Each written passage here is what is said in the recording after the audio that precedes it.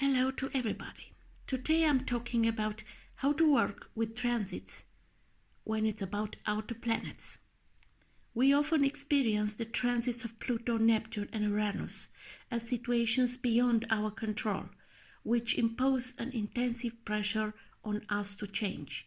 These pressures may appear as forces originating in the outer environment, or something happening within our own psychology.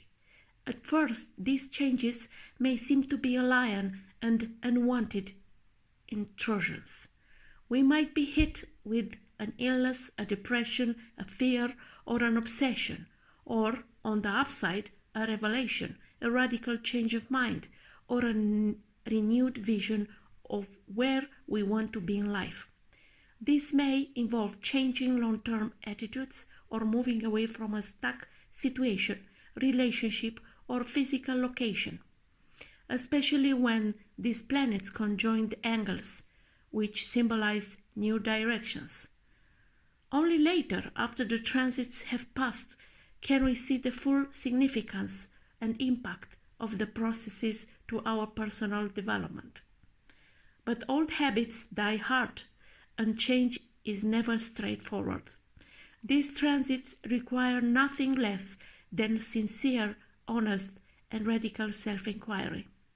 We may even find an increasing interest in more profound matters. Political, religion, environmental, and spiritual issues come to the foreground. Our dreams may reveal images of things to come, often associated with the transit. Our defenses kick at the first, bringing up our resistance to change. Uranus transits add an edge to our temper, an erratic nervous to our behavior, and a rebellious attitude towards anything that curtails freedom. We become increasingly irritable with anything that prevents spontaneity. With Neptune transits, the personality becomes less defined and time loses its importance because Neptune asks that we embrace something beyond the limitation of the ego in order to refresh the spirit. We can lose our grip on tangible reality, which leads to carelessness and absence in action. Pluto transits always involve entering a process of fundamental change. The emotions Pluto arouses can be stark and fearful, dread, doubt, and powerless. To stop impending change can lead to despair and rage. Pluto's task, however, is not essentially about bringing sorrow. It initiates us into a new kind of life. In 1975, Margaret Thatcher successfully challenged the leadership of her party when transiting Pluto conjoined her Mars. And she came to power in 1979 when transiting Pluto conjoined her Sun. 11 years later, she faced treachery from inside her own cabinet and defeat when transiting Pluto crossed over her Saturn and ascendant conjunction. Tony Blair came to power in 1997 with transiting Pluto in Sagittarius, conjunct his 7th house cusp. A powerful change that shows a powerful change in his public perception and personal outlook. Pluto transits deliver this important message: nothing is permanent. It brings to the surface hidden deceptions, thoughts, and conscious behaviors, or outward attitude that no longer serve us. Endings and losses of one kind or another are common under Pluto transits, as it is the following threefold process of resisting impending change, causing inner frustration and tension, and most of all, a big pain. Reluctantly giving in to the change, creating a greater awareness of what needs to be done. Acceptance of an emergent, new perspective. With Pluto, look at what is wrong and face it squarely. Pluto transits to Saturn, the Sun, Moon, midheaven, and ascendant are usually the most pressing. Pluto transits take a long time to understand because they usually have to do with fundamental root changes taking place deep within. The Pluto saga of transformation involves some form of ego death, followed by a descent into darkness, often involving dredging up the past and an eventual return to life with a new attitude. Integration of what has been learned on such a trip is not done immediately. It may take some years in the wake of its separation, within orb 8 or 9 from Partel, to truly accept and integrate this message. President Nixon's decline took place during a long transit of Pluto in Libra, square to natal Mercury-Jupiter. The loss of his overinflated sense of identity and social position. He had suffered a dismal defeat in 1962, when Pluto was heading towards the ascendant, resurrected and renewed himself when Pluto crossed his ascendant between 1964 and 1967. Neptune transits bring a yearning for release, surrender, or sacrifice. They can be extremely positive when we allow ourselves to renounce control. However, if we resist surrendering to change, then we risk letting go through alternatives such as drug or alcohol abuse, indiscriminate sex, or self-victimization behavior. Dreams can be more significant, and Neptune can help us to connect with the source of guidance, to our inner voice, to God, to self, to whatever you can name. A way must be found to tune to sources of wisdom beyond the ego. You can pray, meditate, contemplate, or to immersion into astrology or other esoteric science. With the Neptune context to the Sun, our goals and identity become vague and less important. We may drift away a while, lack direction, become listless and tired, and more escapist.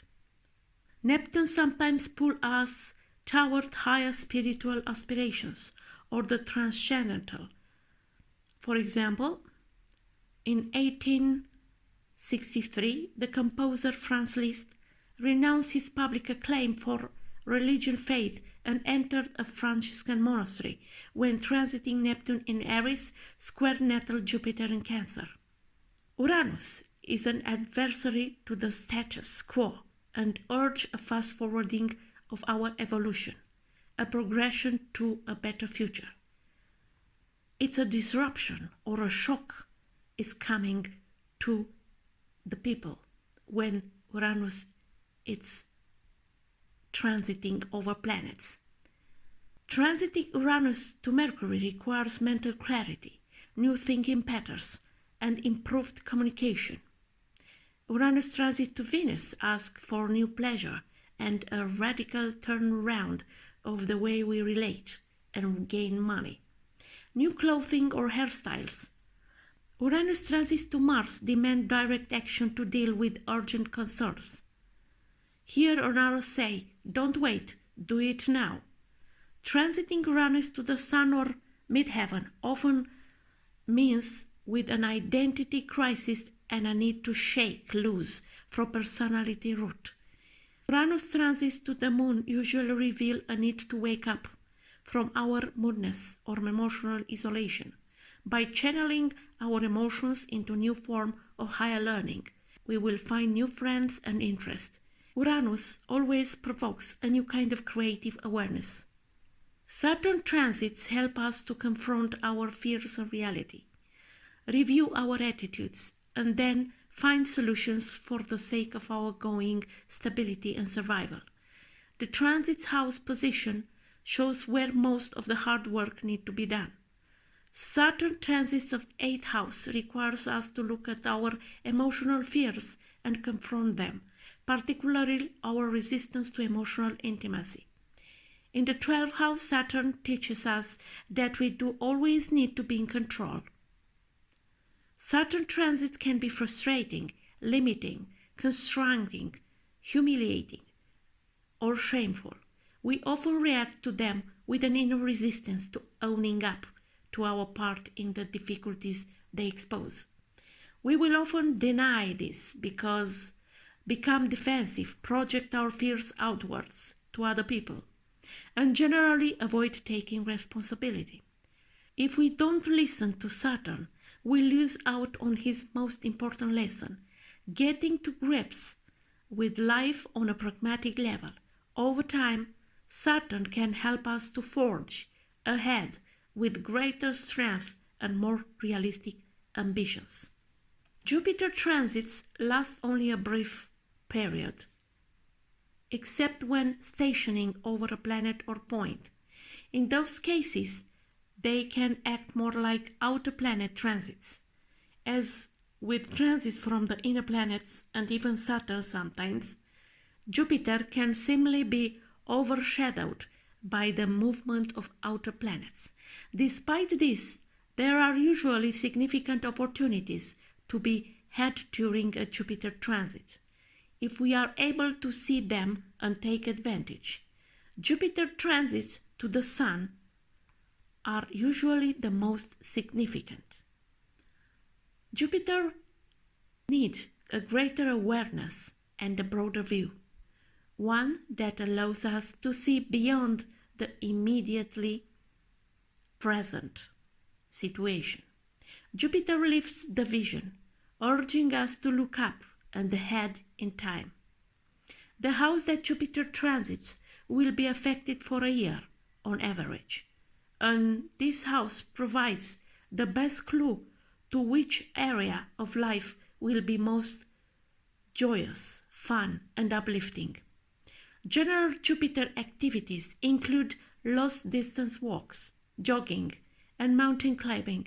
Having one's eyesight tested can give us a better vision, learning to glide or fly, reading religious or philosophical texts, and planning a fun holiday break. Also, it's about long journeys, adventure, to learn something significant that will become useful in your life. So, how these transits are working in your case, please comment below. Until next time, I wish you all the best. Bye-bye.